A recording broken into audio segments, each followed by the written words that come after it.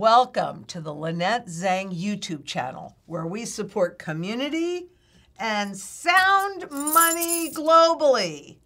Now, make sure you help us build this channel, please, please, please, by clicking that subscribe button below and also hitting that bell so we can let you know when we're issuing another video, which, as you guys know, if you've been watching, we do very regularly. But we need to build this channel as quickly as possible because our goal is to create both local, but even so, global communities. And the best way to do that, in my opinion, is, well, this is a key way. So please support us in that. Appreciate that a lot. Now, I want to talk a little bit more about the strategy, and it's just my original strategy is based on studying currencies and currency life cycles and their patterns since 1987. And part of what we're looking at doing is currently positioning into severely undervalued real assets. This is a money issue, right? So this is a monetary life cycle issue. So real hard money, sound money, and they revalue it against money, fiat money, government-based money, debt-based money that has no intrinsic value. And right now, as the value of these have gone down, the value of those other assets like stocks and bonds and real estate and ETFs and all of that fiat money product has floated up with all of the money printing that central banks have been doing, right? But that is, you know, the markets are cracking right now. So that is shifting. And what we're going to find is that where we've got gold and silver that are severely undervalued, those fiat money assets that are severely overvalued, that's going to flip-flop. And there will become opportunities. And so today, the opportunity that we're going to talk about is with real estate, because we can certainly see the tectonic shift that's happening in that arena. Let's let that wash out all the garbage. And if you hold your purchasing power, which is gold's most important role and most important position, if you hold your purchasing power, then you'll be able to convert this into income-producing assets. Again, today we're just going to talk about real estate. So let's move forward. This is going to be a fairly long video.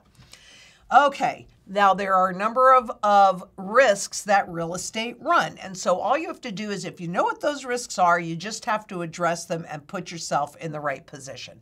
One is immovable property tax.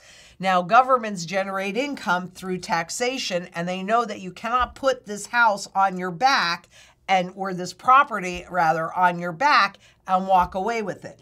This is very movable property. You can put this in your pocket and go anywhere, but real estate is not. And so governments generate income, local governments generate income through property taxes. And historically, they go up a lot.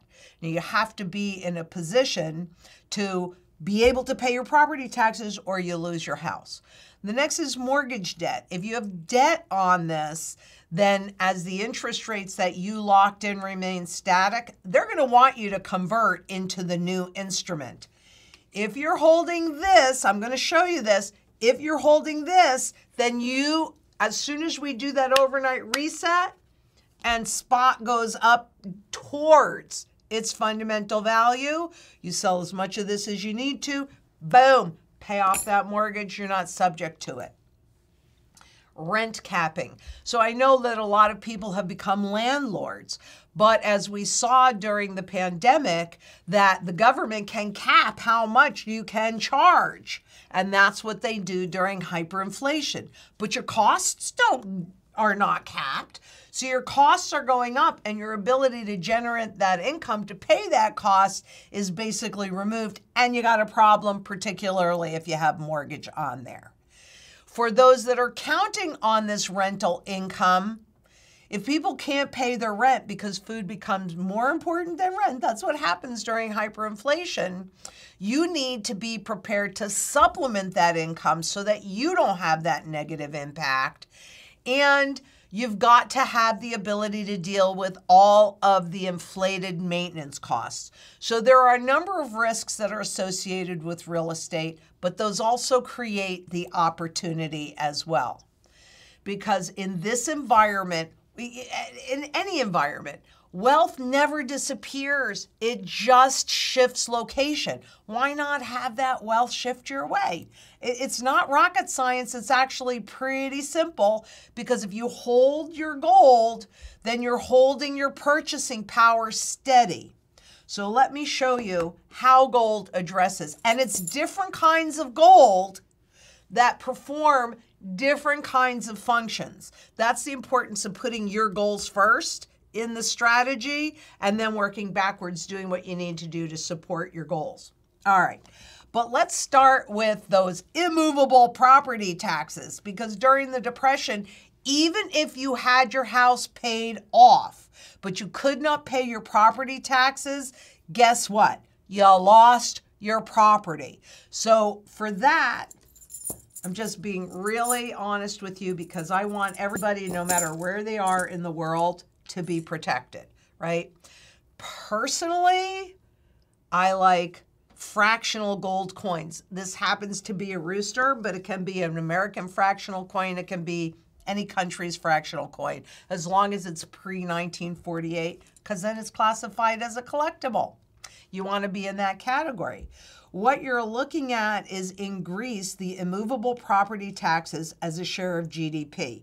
Now, remember, they went through a major crisis, so it's a really good indication of what we're going to see here. And of course, what we're seeing is these, oops, didn't grab my little laser pointer. These are the property taxes.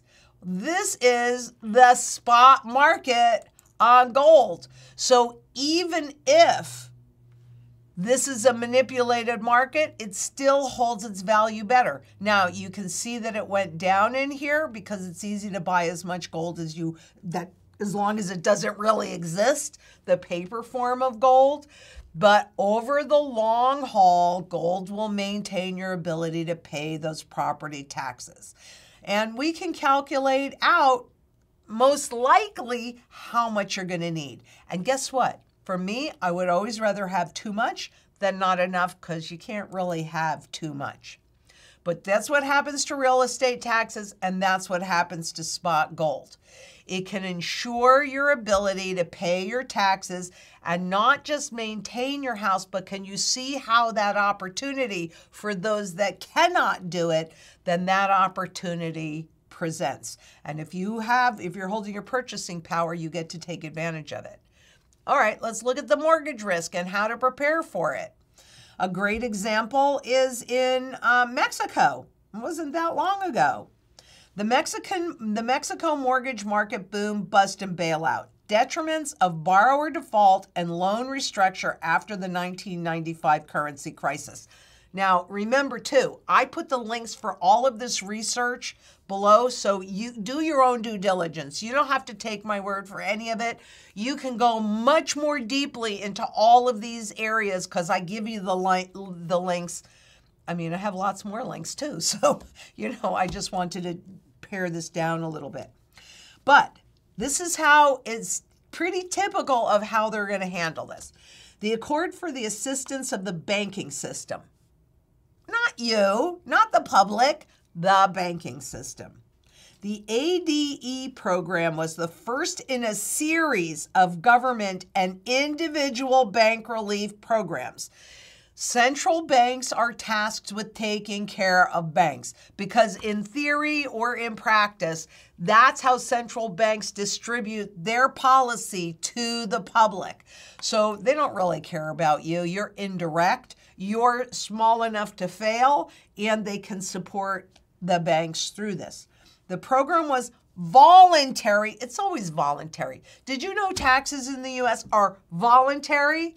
But what happens if you don't pay them, right? So yeah, this was voluntary, but it offered borrowers an interest rate subsidy if they signed new loan contracts and switched from peso-denominated loans to loans denominated in an inflation-adjusted accounting unit called Units of Investments, or UDIs. And you always have to look at how they name these things. Yeah, units of investment. That makes absolutely zero sense, because you're working with an inflated created and a currency that inflates at the same rate as their hyperinflation. UDIs were created as an alternative currency for accounting purposes to allow, to allow financial products such as mortgage to maintain a constant purchasing power, real value. Not for the public, but for the bank, okay? In the face of inflation. The value of the UDI is published daily and grows in tandem with inflation. So whose purchasing power is that keeping intact? And oh, by the way, if you can only convert it into this stuff, it doesn't protect you anyway, because you're losing all value. I mean, the question that nobody's been able to answer for me, but we're going to find out, is what happens when you get to zero.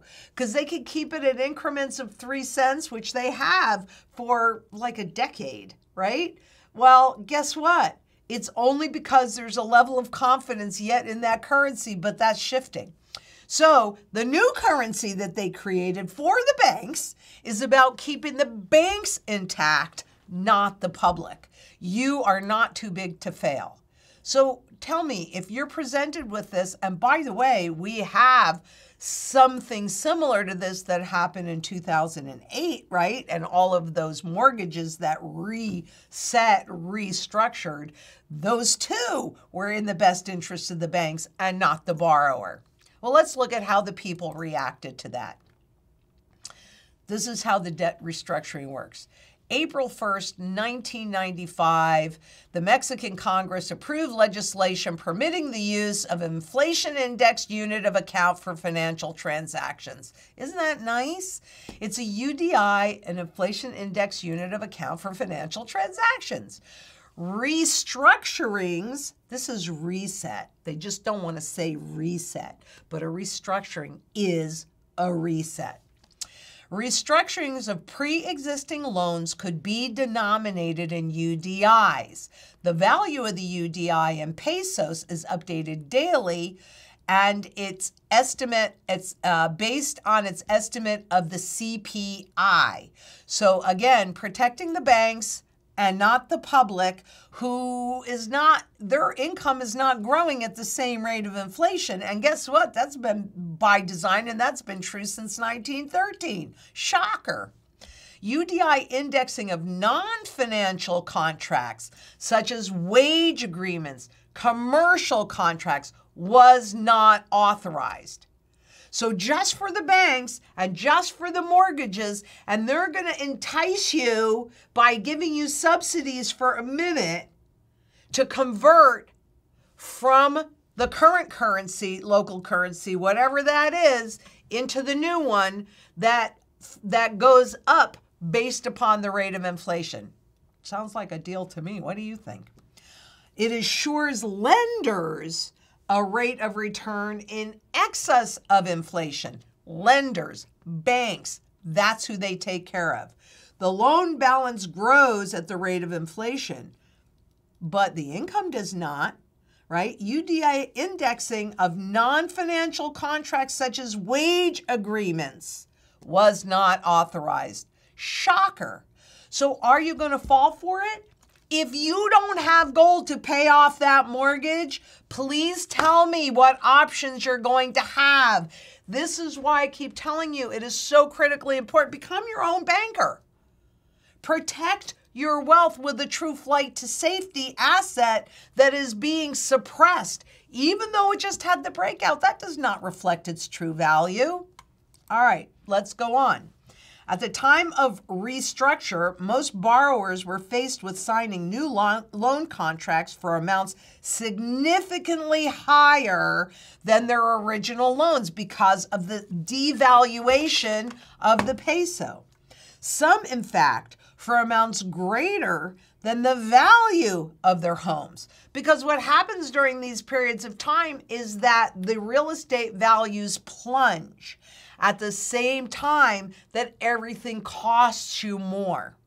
So that's what creates that opportunity as long as you can hold your purchasing power. If you have a mortgage, and so I don't care if you're looking at commercials and you're running a business, or you're looking at, your individual mortgage, there is a sound strategy that is historically proven that can not just help you sustain your current standard of living, but expand your wealth base and your future standard of living. We will be talking a lot more about this over time. Borrowers were reluctant to restructure into UDIs because payments would increase on a monthly basis in nominal terms. So they had to inspire you to participate because you didn't want to participate. Many loans fell into delinquency subsequent to restructuring. Some claim that because payments rose with inflation under the restructured contracts, borrowers became delinquent again when they were unable to keep up with payment increases. Duh! I mean, seriously, duh! This is the overnight devaluation, which doesn't look that huge, but it was pretty substantial as they were resetting the currency in Mexico. So they just about lost half of the value. In the meantime, this is the spot gold in terms of peso. Again, it does not reflect the physical market, but it does reflect the spot market. So the spot market actually enabled you to maintain that and pay off that mortgage. That is the historic norm. So gold's most important job, in my opinion, is to hold purchasing power over time. The way that the system, it is a cesspool, but the system actually works is, people, they know that people marry the legal money of the state, and they cannot help but think that it will regain some of its purchasing power, but it never, ever does. Never. Because that is the design, and it's a wealth transfer mechanism. But you want to make sure that you have enough gold so that when that overnight reset occurs, you have the ability to pay it off. I can't tell you how long we're going to have. And to be honest with you, I don't really care if there's a little bit more pickup afterwards, because when they reset the currency, we'll have about, I don't know how long we're going to have, but globally on average, roughly 9 months to make this transition. I'm not going to wait until the last second to get that little bit of pickup. When I get that overnight revaluation, I'm going to be proactive, and I'll let you know when I'm doing it. And then you do whatever you're comfortable doing, because that's what you should always be doing. But you can certainly see the overnight revaluation that was in the way, but it protected you, and it's certainly protected you ever since then as well, as this is devaluing. Armed with a new currency backed by mortgages on Germany's agricultural and industrial properties. So now we're going back to the 1920s. And empowered by the Reichstag to issue emergency decrees under a 1923 Enabling Act, the government now reviewed its efforts to revive the housing construction industry. The very inflation, this is critical, the very inflation which had left many destitute had provided a handsome dividend to those who paid off their mortgages with worthless currency. So can you see, I gave you a couple of examples of this. I could give you many more, but I'm trying to do this within a certain period of time. You see that cup formation? You see that breakout? Is the one that we're going through right now the ultimate breakout? It very well could be, because personally, with the shift in the monetary velocity that I showed you, I do believe we're at the start of it. So this could be, but I'm not guaranteeing that one. There was 1921. So if you saw gold kind of struggling, spot gold, kind of not doing anything, gold is not helping us, and then ba-bam! As the currency, as people lost confidence in the currency, it had more value as a notepad, because they stopped printing on both sides of the currency. Had more value just to jot down a note. So between 1921 and 1924, look at the speed of the spot market. That's what we're headed to. Make no mistake. Gold is severely undervalued and in a long-term positive trend. I show you that on my videos all the time. For real estate owners, Real Estate Chamber of Venezuela new monetary cone generates chaos in housing leases. So let's talk about that rent capping, which we've experienced a few years ago in this country and many other countries. It's what governments do. They point a finger instead of looking in a mirror. Don't look in a mirror. You might not like what you see, right? Thousands of Venezuelan landlords who in the past struggled to become homeowners, who later rented. So people all get sucked in as they see the price of this go up, right? That's happening all over the world. See their assets depreciated even more after the implementation of the new monetary code, which eliminated 5 zeros to the bolivar and therefore has made it unfeasible for tenants to pay rent leases that were already ridiculous because of the government's control in the context of hyperinflation. So right now, and what we've seen, previously, is that people go in and buy houses because they think that real estate is an inflation hedge. It is to a degree, but when it is not a hyperinflationary hedge. History shows that over and over again, especially as they cap your income, but not your costs, right?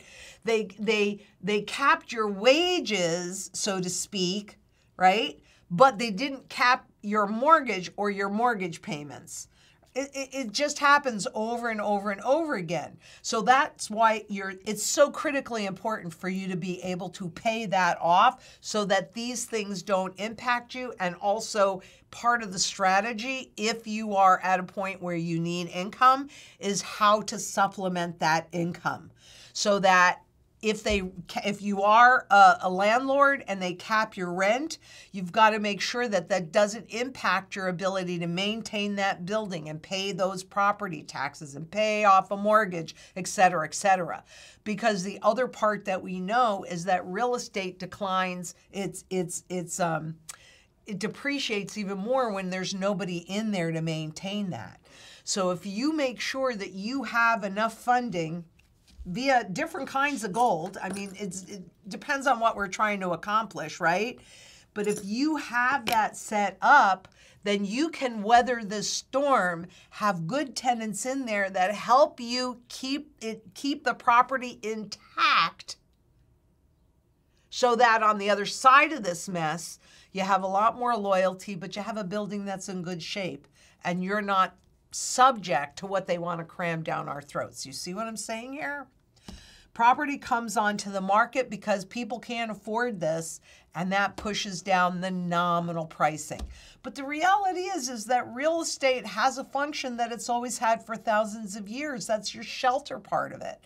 So you just want to make sure that no matter where you are in this trend or no matter what you're trying to accomplish, you put your goals first, and then everything you do should support those goals. That's why I'm not a trader. I'm a long-term strategist. That lack of income. Again, we're going back to Germany. Expenditures as a percentage of salary, which does get capped. Salary is never going to keep pace with inflation. That's the design. 1912, people paid right about as much for rent as they did for food. But by 1923, boy, had that shifted. So even forgetting the caps, the ability of people to pay the rent is severely hampered in an inflationary period because you can live without paying the rent. And what did we see during the pandemic is you couldn't kick people out anyway, even if you wanted to, right?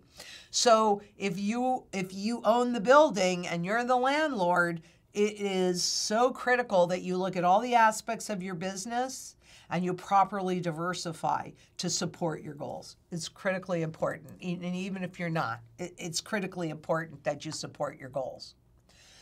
When Germany's hyperinflation finally came to an end in 1923, the currency supply had grown from 29.2 billion marks at the beginning. I'm sorry, I don't remember his first name.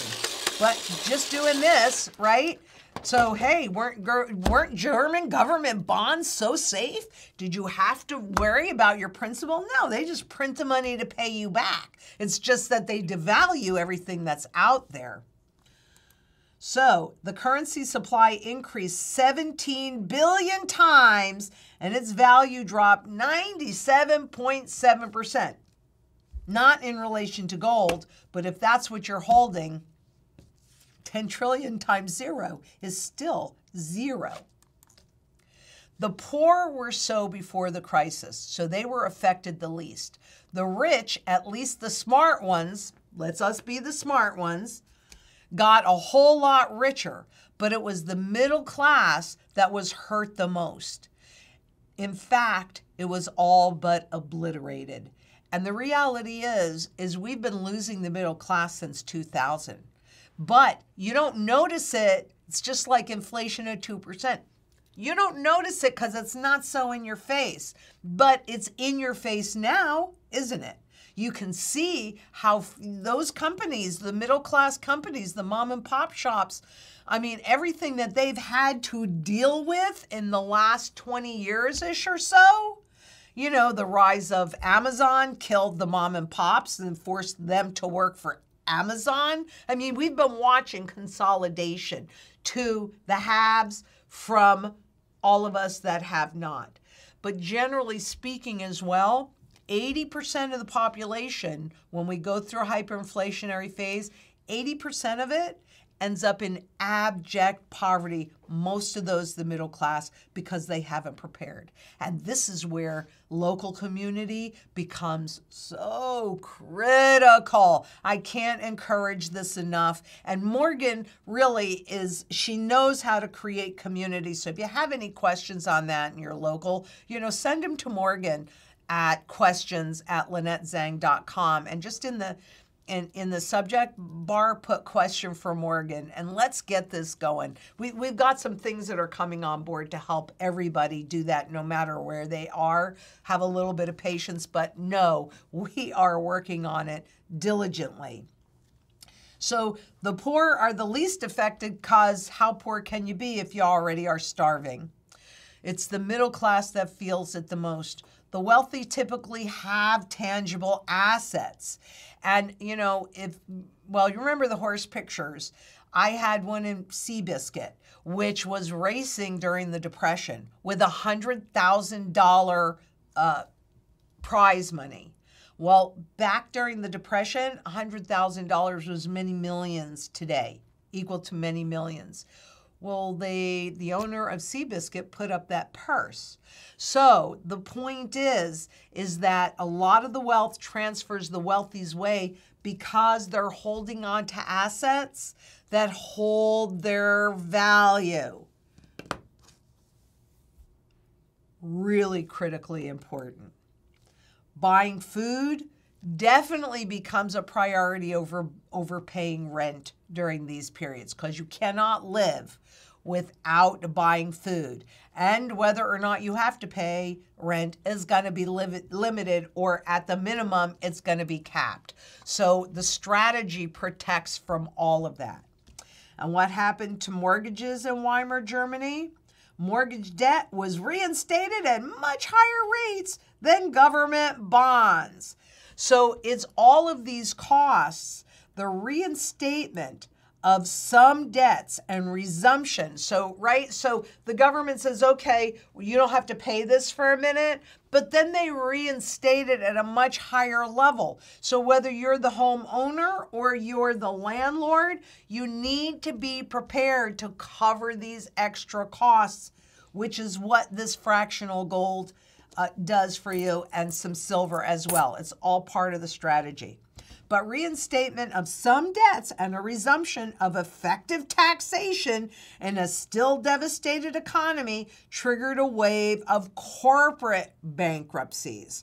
We are in the process of seeing a lot of those zombie companies, which are companies that have not been able to pay all of their interest, let alone any of their principal, for at least 3 years. So we are hitting debt walls right now, and that we're about to see a wave of corporate bankruptcies. So, I mean, right now with the valuations in the stock market at like some of the highest levels historically ever, but that fear of missing out and that greed pushes you in there, fight it. Get to safety. Get to safety. One of the important issues of the stabilization of hyperinflation is what? That revaluation, right? That taking something that has no intrinsic value you can't eat those bills either. And if it's intangible, you're not getting any nutrition from eating that. At least this might give you a little bit of fiber. But they revalue this against sound money that is all intrinsic value because it is used across the globe, so nobody has to say, oh, this is money. It's been money for thousands of years, and it's used in every single sector of the global economy, so you have a very broad base of demand. Those other areas trying to back it, they even tried to back it with wheat, but obviously wheat has a shelf life. So what you are looking at here are the mortgages and how they're being reinstated. 1922, so this is where that opportunity that I'm talking about lies.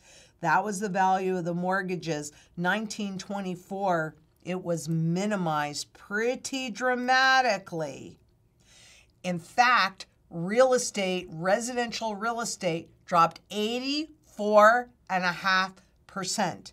Kind of similar to what happened in Japan's real estate market in the early 90s, where residential real estate dropped 85%, commercial dropped 95%. So it's just a repetition. This is what happens. So if you are holding gold, right, in 1919, 200 marks equals 170 marks per ounce. So in terms of gold weight, 1.17 ounces.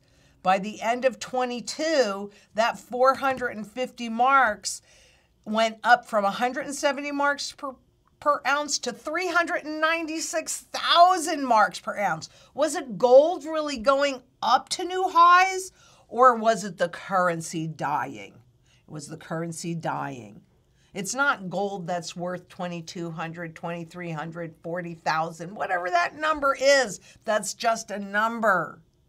It's the currency dying. We are at the end of the life cycle. If you're in the right place at the right time with the right asset, guess what? That, in terms of gold, now buys 1,031 times the index. Not too bad. So 25 ounces of gold in Germany could buy an entire city block, buildings and all. Now we are going through a transformation. That's going to give us an opportunity right now to see what's happening in the commercial real estate market, and residential market still has some things cooking, but absolutely. This is a book that was written by my good friend Robert Kiyosaki and Mike Maloney, and I have a lot of respect for Mike Maloney as well. We're all in this fight together. And what does it say? Those who could quickly adapt to a world where they had never seen before, a world turned upside down, prospered. Why? Because they held their purchasing power intact. At this time, an entire city block of commercial real estate in downtown Berlin could be purchased for just 25 ounces of gold, or $500 equivalent. Those who held their wealth in the form of currency became poorer and poorer as they watched their purchasing power destroyed by the government.